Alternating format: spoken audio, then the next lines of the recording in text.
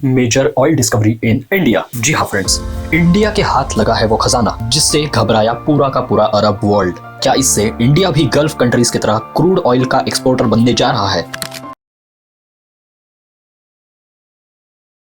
Friends, हमेशा की तरह आज भी एक एमसीक्यू क्वेश्चन को हम आपके लिए लाए हैं जिसका आंसर आपको वीडियो के एंड में देखने को मिलेगा। तो क्वेश्चन है, which of the following city was recently awarded as the cleanest city in India? Options है मैसूर, चंडीगढ़, मुंबई एंड नवी मुंबई या फिर Indore and Surat. Hello friends, आज हम आपके सामने लाए हैं ये गुड न्यूज जो कहती है कि इंडिया में कुछ न्यू ऑयल डिपॉजिट्स मिले हैं based in the Krishna Godavari basin. मतलब कृष्णा और गोदावरी रिवर्स का जो कॉन्फ्लुएंस है वो जहां बे ऑफ बंगाल को जाकर मिलता है और वहां अपना एक डेल्टा फॉर्म करता है, उस रीजन में ONGC ने अपना ऑयल प्रोडक्शन शुरू भी कर दिया है। जो हमारे मिनिस्टर है for oil and natural resources mister Hardeep Singh Puri, उन्होंने ये अनाउंस कर दिया है कि इंडिया ने जो इंडिया की डीप सी ऑयल वेल जो आंध्र प्रदेश के काकीनाडा से मतलब कोस्ट से 30 किलोमीटर के डिस्टेंस पर बे ऑफ बंगाल में सिचुएटेड है और ये एक ऑफशोर ऑयल डिपॉजिट है। मतलब यहाँ जो 26 टोटल ऑयल की वेल्स मिली है वो शोर से दूर डीप सी में सिचुएटेड है, सो उसको हम ऑफशोर कहते हैं। एंड ऑनशोर का मतलब होता है जो कोस्ट पर या बिल्कुल लैंड के करीब ही सिचुएटेड हो ऐसे ऑयल डिपॉजिट्स। सो ओवरऑल ये जो न्यूज़ है ये इंडिया के लिए एक ग्राउंड ब्रेकिंग अचीवमेंट है, क्योंकि इंडिया जो कि क्रूड ऑयल का दुनिया में 3rd लार्जेस्ट कंज्यूमर है और हमारे टोटल एनर्जी नीड्स के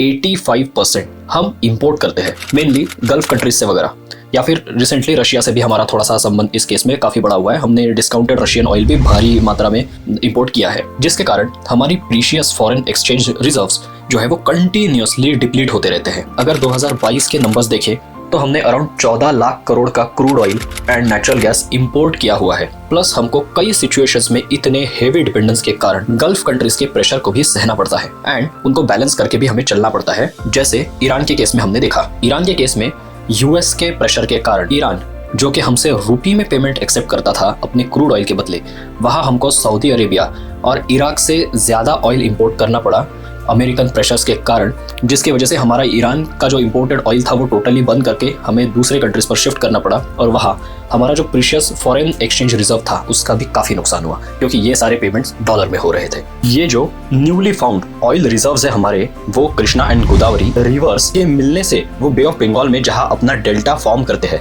उस रीजन में ये सिचुएटेड है। और यहाँ पर लास्ट 4 साल से यानी 2020 से गैस का एक्सट्रैक्शन ONGC के थ्रू यानी oil and natural gas corporation of India जो कि एक गवर्नमेंट कंपनी है उसके थ्रू किया जा रहा है ऑलरेडी। पर वहाँ अभी गैस के साथ साथ क्रूड ऑयल का फर्स्ट प्रोडक्शन या एक्सट्रैक्शन कह लीजिए किया गया है 7 जनवरी 2024 को, और अपने पीक कैपेसिटी पर इस प्रोडक्शन को 45,000 बैरल्स पर डे तक ले जाने का हमारा यहाँ टारगेट रहने वाला है। इस प्रोजेक्ट में टोटल $10 बिलियन का खर्चा आया है और आ सकता है ये पूरे प्रोजेक्ट के कंप्लीशन तक के, ऐसा यहाँ पर एक एस्टिमेट बताया जा रहा है। और ये जो रिजर्व्स है यहाँ से अपने पीक कैपेसिटी पर ऑयल प्रोडक्शन जब स्टार्ट हो जाएगा तो इंडिया के टोटल डोमेस्टिक कंजम्पशन नीड्स के 7% नीड्स को ये अकेला प्रोजेक्ट फुलफिल कर पाएगा। तो फ्रेंड्स, आप खुद ही स्मार्ट है, आप कैलकुलेट करके खुद ही अनुमान लगा सकते हैं कि जहां हमारा देश लगभग 12 से 14 लाख करोड़ का पर ईयर ऑयल का इंपोर्ट कर रहा है, उसमें अगर 7% का भी कंट्रीब्यूशन डोमेस्टिकली हमारा बढ़ता है। और इसी के साथ एक सेकंड फैक्टर ये भी है कि हमारे जो आसाम में, मुंबई हाई में और बाकी जगहों पर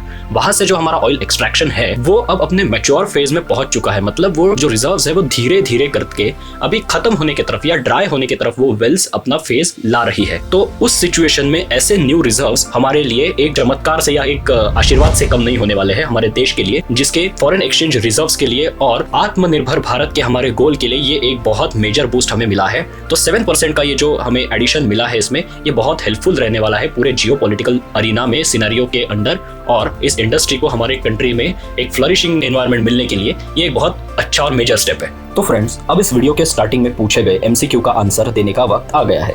तो क्वेश्चन था कि which of the following city in India was recently declared as the cleanest city, and इसका आंसर है इंदौर एंड सूरत। जी हाँ फ्रेंड्स, रिसेंटली पब्लिश हुए स्वच्छ सर्वेक्षण अवार्ड्स 2023 में इंदौर एंड सूरत दोनों सिटीज को jointly cleanest city of India बनने का सम्मान प्राप्त हुआ है। तो फ्रेंड्स, इसी तरह के बाकी भी रीसेंट डेवलपमेंट्स के ऊपर बेस्ड इंटरेस्टिंग वीडियोस को देखने के लिए आप हमारे सरल UPSC के YouTube चैनल को सब्सक्राइब कर सकते हैं और आगे किन टॉपिक्स पर आप हमसे सुनना चाहेंगे ऐसे ही सरल भाषा में, उसे भी आप कमेंट सेक्शन में जरूर मेंशन कीजिए। और अब आते हैं इस वीडियो के सबसे इंटरेस्टिंग पार्ट पर। क्या आपको पता है कि यूपीएससी की प्रिपरेशन में कोई भी सीरियस एस्पिरेंट, चाहे वो फन अकेडमी में जाके पढ़ता हो या फिर मिस्टर भाजीराम का प्रिय शिष्य हो, टेस्ट के लिए वो सरल यूपीएससी का रैंक 1 प्रोग्राम ही लगाता है, क्योंकि ये एक ऐसा यूनिक प्रोग्राम है जिसमें आपको यूपीएससी एग्जाम को सरल तरीके से कैसे डिवाइड एंड कॉन्कर करके जीता जा सकता है, उसकी रेडीमेड रेसिपी मिलती है। इस प्रोग्राम के बारे में और डिटेल्स को जानने के लिए आप डिस्क्रिप्शन में दी हुई लिंक को यूज करें और ऐसे ही इंटरेस्टिंग टॉपिक्स पे आने वाले अगले वीडियोस को देखने के लिए चैनल को सब्सक्राइब करें, क्योंकि ऐसा करने से अब यूपीएससी होगा और भी सरल।